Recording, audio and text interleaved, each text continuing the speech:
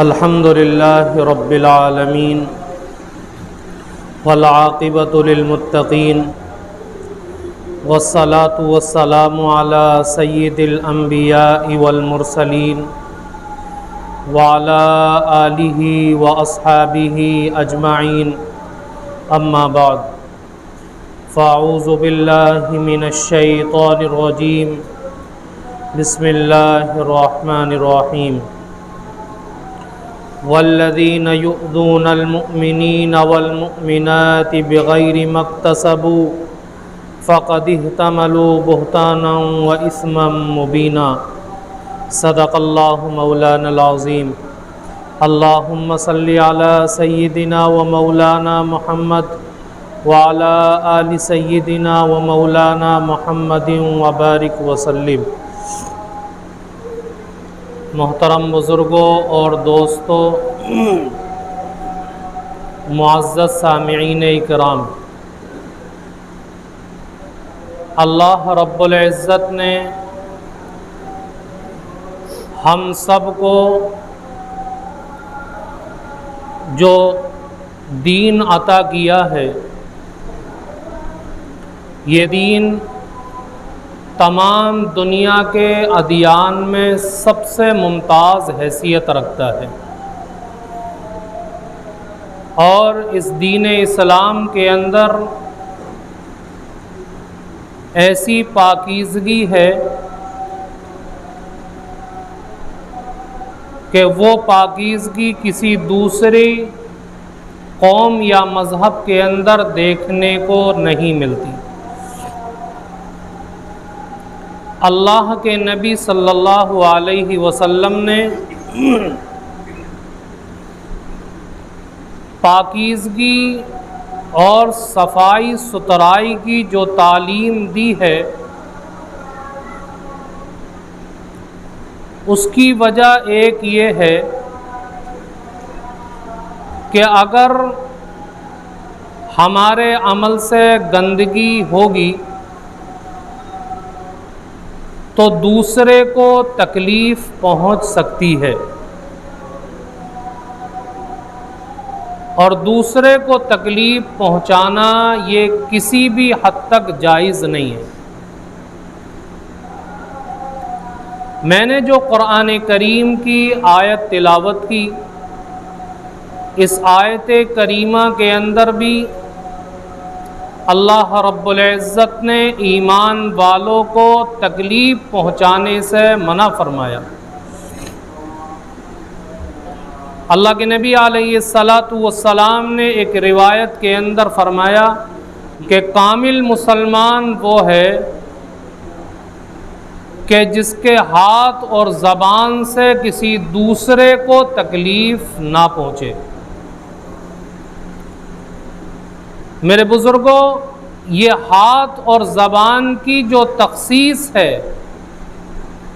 وہ صرف اس لیے ہے کہ عام طور پر جو تکلیف کسی کو پہنچتی ہے وہ زبان کے ذریعے یا ہاتھ کے ذریعے ہی پہنچتی ہے۔ اس کے علاوہ بھی اگر کسی عمل سے کسی کو تکلیف ہوتی ہے تو وہ بھی جائز نہیں ہے، ایذائے مسلم حرام ہے۔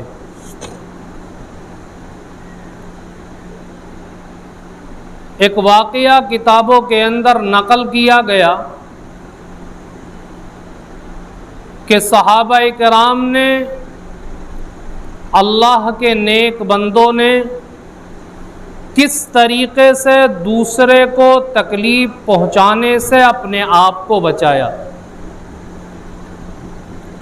حضرت حسن رضی اللہ تعالیٰ عنہ جو نبی کریم صلی اللہ علیہ وسلم کے نواسے ہیں، یہ جس گھر کے اندر رہا کرتے تھے اس کے اوپر ایک یہودی رہتا تھا، اور یہودی کے گھر کے اندر بیت الخلا تھا۔ ایک وقت ایسا گزرا کہ بیت الخلا سے پانی ان کے گھر میں چونے لگا، لیکن حضرت حسن رضی اللہ تعالیٰ عنہ نے اس یہودی سے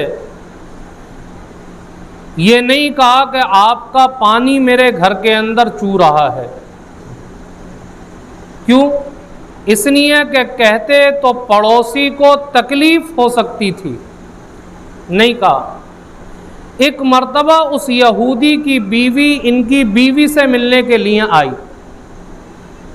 تو اس نے دیکھا کہ ہمارا گندا پانی ان کے گھر کے اندر چو رہا ہے۔ فوراً وہ اٹھ کر کے اپنے شوہر کے پاس گئی اور کہا کہ سب سے پہلے جا کر کے حضرت سے معافی مانگو، کیونکہ ہمارے عمل سے ان کو تکلیف ہوئی۔ وہ یہودی آیا اور آگے حضرت حسن رضی اللہ تعالیٰ عنہ سے معذرت کی اور کہا کہ مجھے معلوم نہیں تھا کہ میرے گھر کا پانی آپ کے گھر میں چو رہا ہے۔ تو حضرت حسن رضی اللہ تعالیٰ عنہ کہتے ہیں کہ میرے نانا جو رحمت للعالمین بن کر کے آئے تھے، انہوں نے اس بات کی تعلیم دی تھی کہ تمہارے کسی بھی عمل سے پڑوسی وغیرہ کو تکلیف نہ ہو۔ میں اگر کہتا تو آپ کو مشقت ہوتی، تکلیف ہو سکتی تھی، اس لیے میں نے صبر کیا اور آپ کو نہیں بتایا۔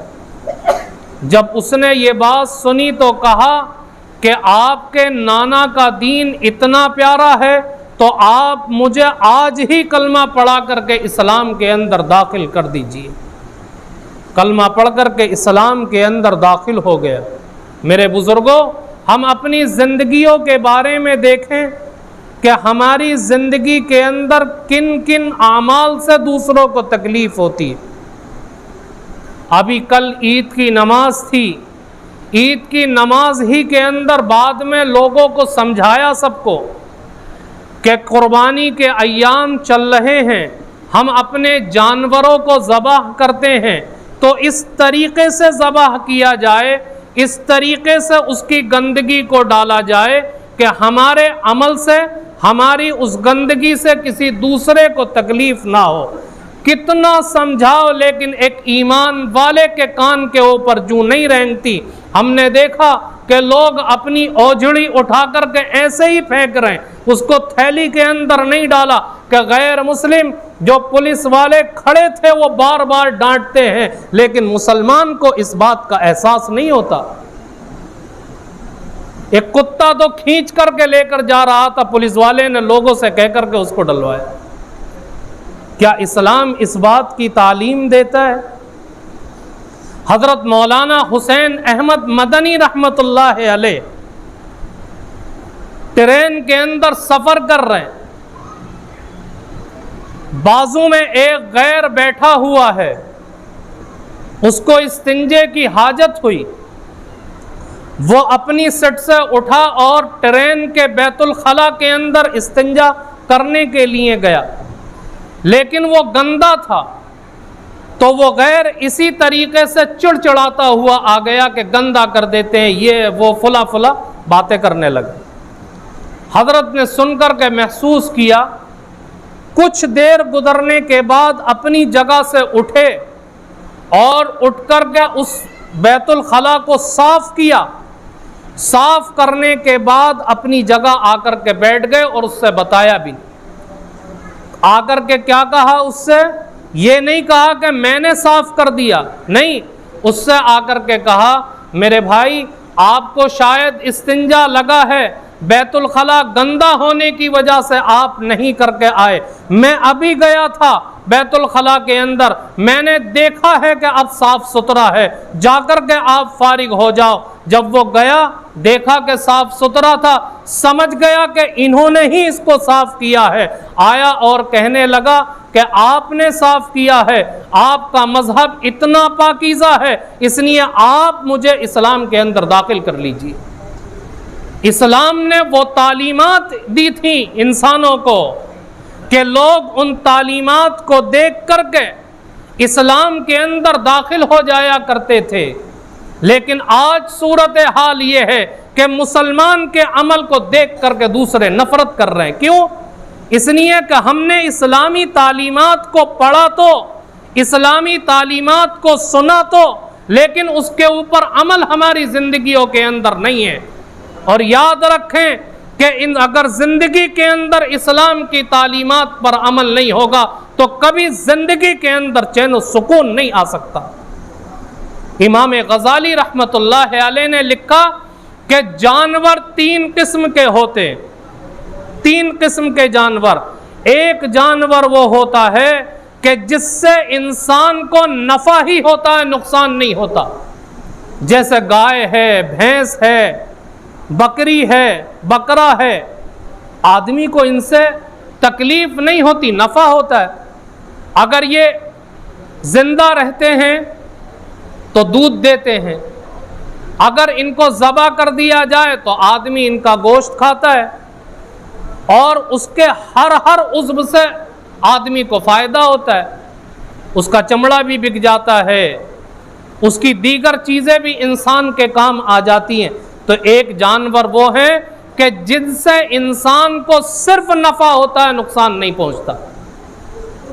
اور دوسرے جانور وہ ہوا کرتے ہیں کہ جن جانوروں سے انسان کو تکلیف ہی ہوتی ہے، نفع نہیں ہوتا، جیسے شیر ہے، چیتا ہے، بچھو ہے، سانپ ہے۔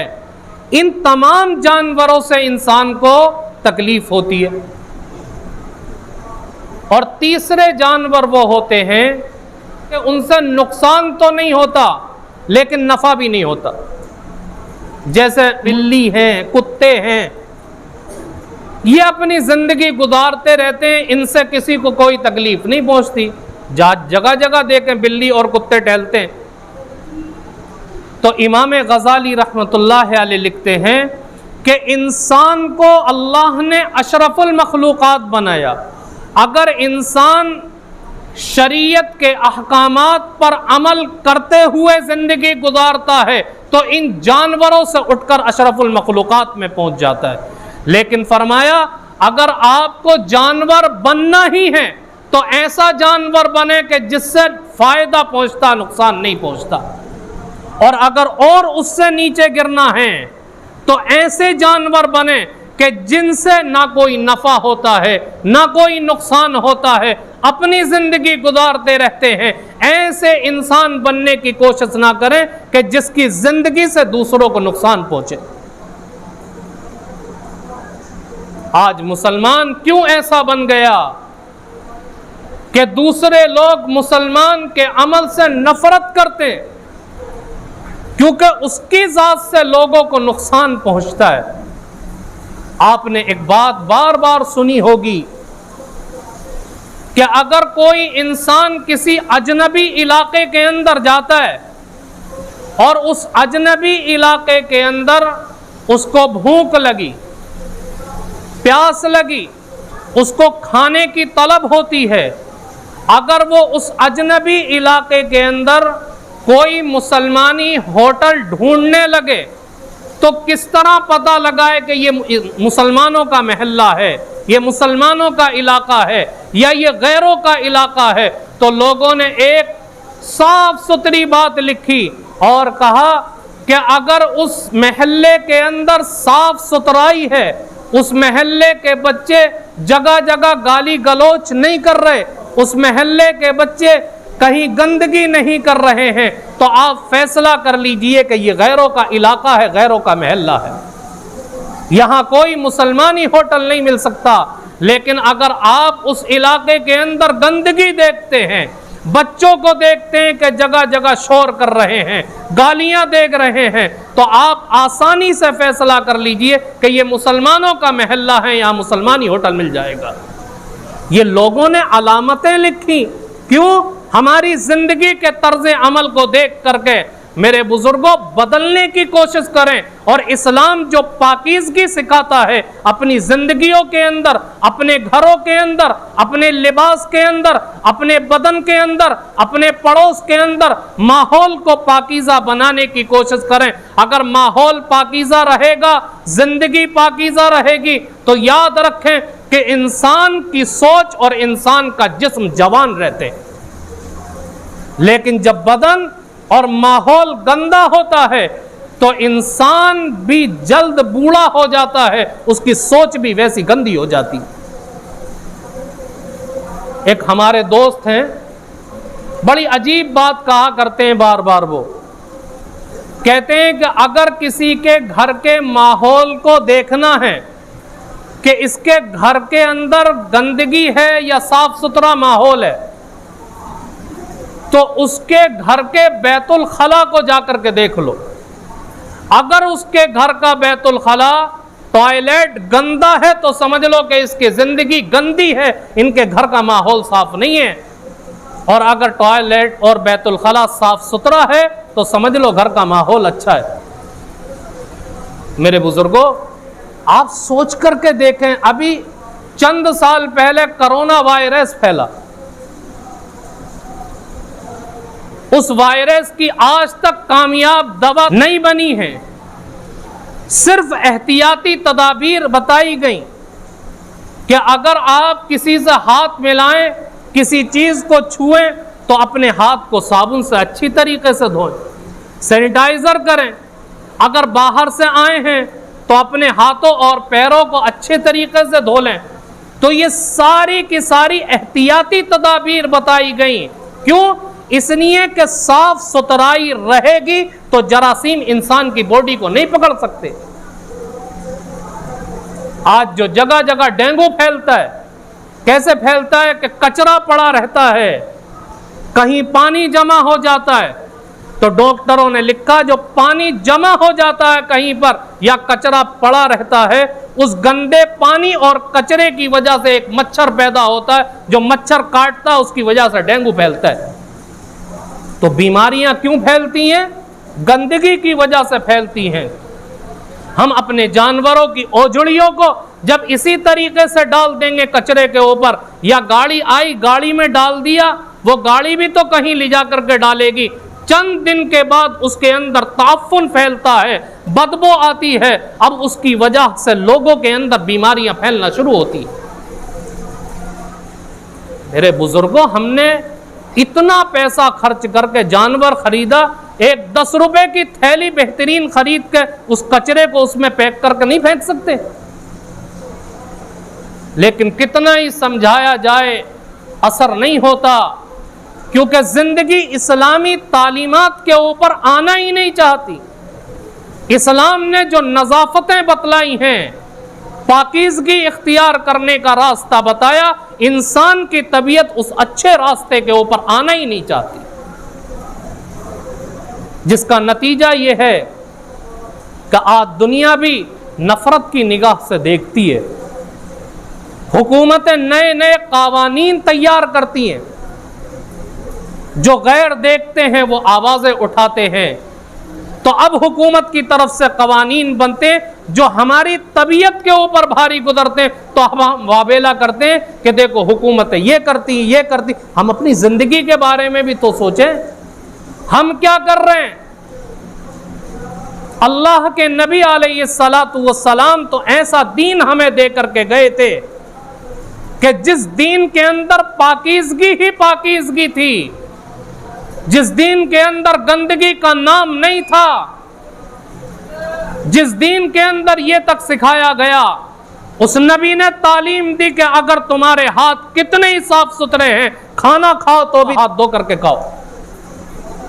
کیوں؟ تاکہ تمہارے ہاتھ کے اوپر جراثیم لگے ہوں اور وہ کھانے کے ساتھ تمہارے پیٹ کے اندر نہ چلے جائیں۔ اسلام نے نماز کی تعلیم دی تو کہا پہلے وضو کر لو، اپنے اعضائے وضو کو دھو لو، اگر تمہارا جسم ناپاک ہے تو نہا کر کے غسل کر کے پاک ہو جاؤ، پھر اللہ کے دربار میں آؤ۔ ایسا پاکیزہ مذہب ہمیں عطا کیا، لیکن اس کے باوجود ہمارا ذہن اس پاکیزگی کو قبول کرنے کو تیار نہیں ہے۔ اس لیے میرے بزرگوں، خدا را اپنی زندگی کو بدلنے کی کوشش کریں، اپنی زندگی کے اندر تبدیلی پیدا کریں۔ اگر ہم حالات کو بدلنا چاہتے ہیں اور لوگوں کو چاہتے ہیں کہ لوگ ہماری زندگی کو دیکھ کر کے ایمان کے اندر اسلام میں داخل ہوں، تو ہمیں اپنی زندگی کو بدلنا پڑے گا۔ امریکہ کے ایک غیر مسلم شخص تھا،